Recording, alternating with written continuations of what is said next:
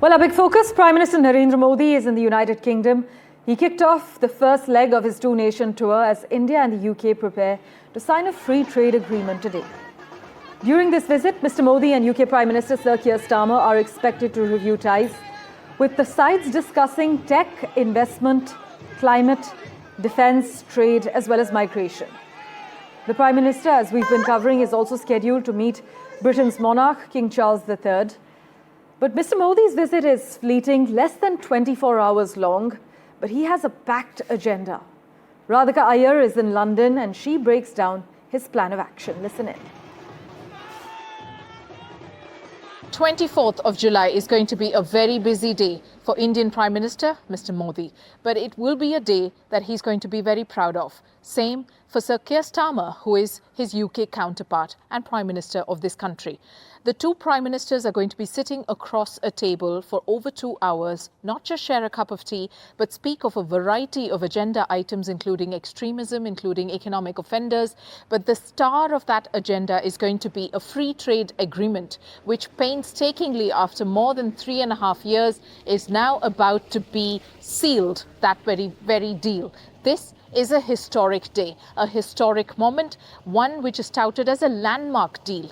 Clear, comprehensive, extremely competitive, and one which is very clever, nicely fought by both sides, which to make it a win-win for both nations, seen as two great dynamic economies of this world, one being the 4th largest in the world and one being the 6th largest in the world. Just to give it some context, the free trade agreement is likely to benefit the UK's GDP by 4.8 billion over a period of years, while India is likely to create over 5 million jobs, support these jobs in a variety of sectors, mainly export, and manufacturing is going to get a huge shot in the arm for India.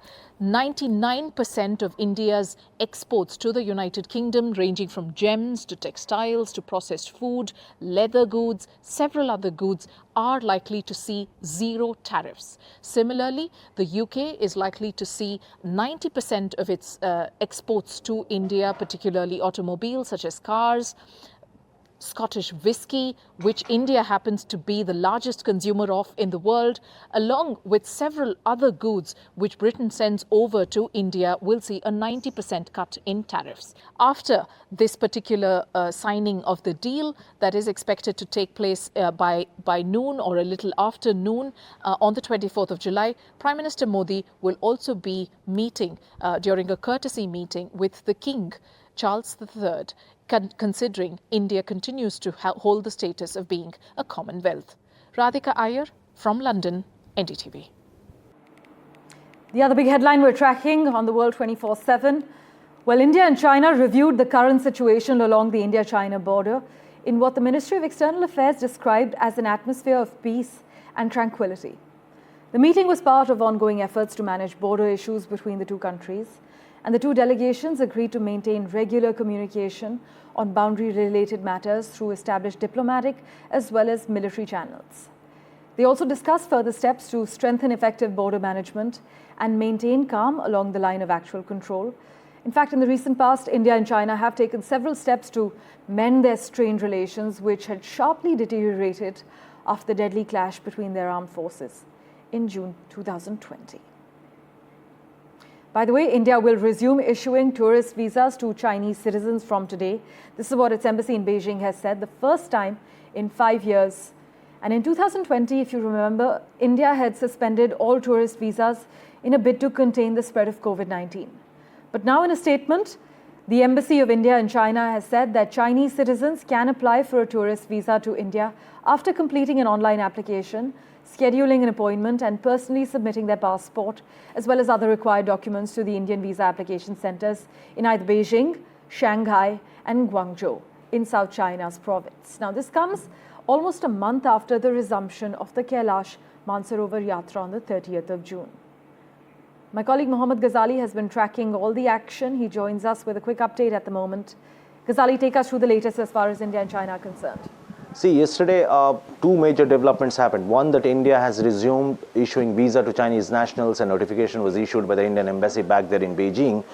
Then we had a land border talks happening between the working group of India and China headed by the senior officials from both sides. And that has been lauded by both sides, that how the peace in the region, peace along the border areas has been appreciated by both sides, and further engagement will also happen between India and China. And this positive development after Dr. Jaishankar visited China to attend the SCO Foreign Affairs meeting, and also on the sidelines of that he also met Mr. Xi. That shows that perhaps the relations between the two countries are moving in positive direction. Ghazali, thanks so much for joining us with a roundup of all the action. Switching tracks, 4 suspected Al-Qaeda operatives have been arrested from Ahmedabad in a major counter-terror operation by Gujarat ATS. The accused were allegedly in contact with Pakistan-based handlers and were using auto-delete apps to avoid detection. Now, these arrests have sparked concerns over sleeper cells and renewed terror threats, with a key mission being assigned to them through encrypted channels. This raises urgent questions about terror networks quietly expanding within Indian cities. Let's just listen in to what the police has to say. Gujarat ATS के DYSP हर्ष उपाध्याय को पिछले 10 जून को एक information मिली थी कि 5 Instagram accounts हैं जो शरीयत या शहादत, फरदीन 3, मुजाहिद 1, मुजाहिदीन 3, सैफुल्ला मुजाहिद 313, ये जो 5 अकाउंट हैं, ये अलकायदा जो एक प्रोस्क्राइब टेररिस्ट ऑर्गेनाइजेशन है, इसकी विचारधारा का प्रचार प्रसार देश में कर रहे हैं। बहुत लोगों को धार्मिक आधार पे डेमोक्रेसी के विरुद्ध, भारत के विरुद्ध इनकी उश्केरनीजनक जो साहित्य है वो इन पे बारंबार शेयर कर रहे हैं। टोटल 4 आरोपियों को आइडेंटिफाई किया गया, जिसमें फरदीन शेख जो है वो अहमदाबाद का रहने वाला है, मोहम्मद फैक चांदनी चौक दिल्ली का रहने वाला है, जिशान अली नोएडा का रहने वाला है, और सैफुल्ला कुरैशी जो है वो मोडासा अरवली का रहने वाला है। Let's turn our attention now to Bangladesh, where a rights group has demanded an independent investigation into the Air Force jet crash that killed many in Dhaka. But India has sent a medical team consisting of 2 specialists and a nursing assistant from Delhi's Ram Manohar Lohia Hospital and Safdarjung Hospital to assist with the treatment of the burn victims of the Bangladesh plane crash tragedy, that occurred on the 21st of July. The team has landed in Dhaka and they have begun their work at a designated hospital, treating the patients from this morning. The team's visit follows Prime Minister Modi's assurance to extend all possible assistance and support to Bangladesh. Turning our attention now to the United States, where a federal appeals court in the US has ruled that President Donald Trump's order seeking to end birthright citizenship is unconstitutional. This affirms a lower court decision that blocked its enforcement nationwide. But the ruling from a divided panel of the 9th US Circuit Court of Appeals comes after Trump's plan was also blocked by a federal judge in New Hampshire. It brings the issue one step closer to coming back quickly before the Supreme Court. But the 9th Circuit blocks the Trump administration from enforcing the order that would deny citizenship to children born to people who are in the United States illegally or temporarily. In staying with updates from the US, back in May, Attorney General Pam Bondi told US President Donald Trump that his name appeared in internal Justice Department files related to the Epstein case.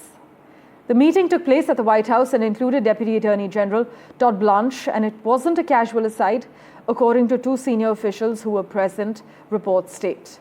Bondi also apparently made it clear that Trump's name was among those flagged during a review of documents tied to Jeffrey Epstein. These weren't new allegations or charges. The Justice Department in the US had revisited the Epstein investigation following public and political pressure and concluded again that there was no credible evidence of criminal conduct and no justification for reopening the case. But the names, they were still there. Trump's was one of them. Now, 2 months later, Trump is claiming he was never told. Let's turn our attention now to Canada, where Prime Minister Mark Carney has said his country will not accept a bad deal simply to reach a trade agreement with the United States, as a deadline of the 1st of August looms before Donald Trump begins to impose new tariffs. US importers buying in goods from Canada will face a 35% tax if no deal is reached before the deadline. But the neighbours, as you know, are among each other's largest trading partners, but have been in a standoff after Trump returned to the White House earlier this year and unleashed a sweeping program of tariffs.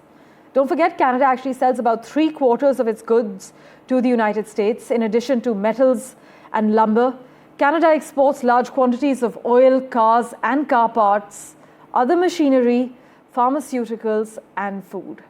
Maha Siddiqui has been tracking all the finer developments live in Vancouver. She joins us at the moment. Maha, take us through the latest developments. Parmeshwar, the statement by Prime Minister of Canada, Mark Carney, now makes it uncertain whether this deal between the US and Canada will be signed before the 1st of August, which is the new deadline that the two sides set. Remember, the initial deadline was 21st of July, and then it was moved to the 1st of August. And now with the statement, it's uncertain whether even that deadline will be adhered to, even though President Donald Trump has said that from the 1st of August, the new tariff that will be imposed on all goods from Canada will be 35%. This is going to be a sweeping, punishing tariff against Canada if it actually happens. This is because there's already a 50% tariff on aluminum and steel, 25% tariff on automobiles, and a 10% tariff on energy, which is already having a crippling effect on the economy of Canada. And that is the reason that the two sides, especially Canada, was interested in striking a good deal for itself. And that's really the word that is being underlined by Prime Minister Mark Carney, that if it's not a good deal for Canada, then he's not going to sign on that deal. This is what he's told the premiers of the various provinces who were meeting in Ontario. This was a meeting organized by the Premier of Ontario, Doug Ford, who has been at the forefront, really, apart from Prime Minister Mark Carney, in responding to President Trump's tariffs and punishing tariffs against Canada. He has told the premiers that he's not going to sign on anything that is not going to be good for Canada. And this has been backed by the various premiers. So this is giving a sort of domestic backing to Prime Minister Mark Carney as well. The Premier of Nova Scotia, Tim Houston, in fact, also spoke about it, saying after the meeting, in fact, saying that Prime Minister Mark Carney has made it clear that only a good deal will be signed for Canada. This meeting was also significant because while Canada is trying to act against the US because of the tariffs, they are trying to strengthen their own economy and try to break interprovincial barriers of trade so that there is more trade east to west within Canada rather than north to south trade that they are so badly dependent on the United States. Maha, as always, thank you so much for joining us with the Lowdown.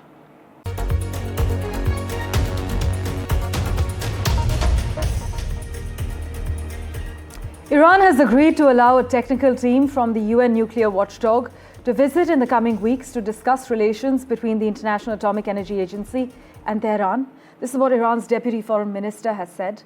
The delegation will come to Iran to discuss not to go to the nuclear sites, he told reporters during a visit to New York for meetings at the United Nations. US Director of National Intelligence Tulsi Gabbard released newly declassified documents that, according to her, reveal efforts by senior Obama administration officials to politicize intelligence findings related to Russian interference in the 2016 US presidential election. During a press briefing, Gabbard claimed the Obama administration deliberately crafted a false narrative suggesting Russian President Vladimir Putin worked to help Donald Trump win the 2016 election. Ukraine's President Volodymyr Zelensky vowed to retain the independence of anti-corruption agencies, bowing to pressure from the first wartime street protests and rare rebukes from European allies. For a second day in a row, thousands of people across the city, as you can see, from Kharkiv in the northeast to the capital Kyiv to Lviv in the west, took to the streets demanding reversal of the law, curbing the independence of anti-graft agencies. Okay, now here's the good news. The Hershey company says it's not raising prices for Halloween candy this year. But now to the bad news. Hershey and other chocolate makers are continuing to hike prices, saying a volatile cocoa market gives them no choice. By the way, Swiss chocolatier Lindt said it raised prices by over 15% in the first half of this year. The company said it was able to offset some of the higher cost of cocoa with long-term contracts but had to pass much of it on to consumers. Cocoa prices have more than doubled over the past 2 years due to poor weather and disease in West Africa, which supplies more than 70% of the world's cocoa. Meanwhile, Taylor Swift is coming to a city near you in wax form. Well, Madame Tussauds unveiled 13 new wax figures of the superstar, with each replicating a look from her recent record-breaking Eras tour. Fans across 4 continents will soon have the opportunity to catch a glimpse of Swift, Taylor's wax version. Thank you for investing your time and watching this edition of The World 24/7. As always, we'll keep tracking the latest updates for you. Do stay tuned.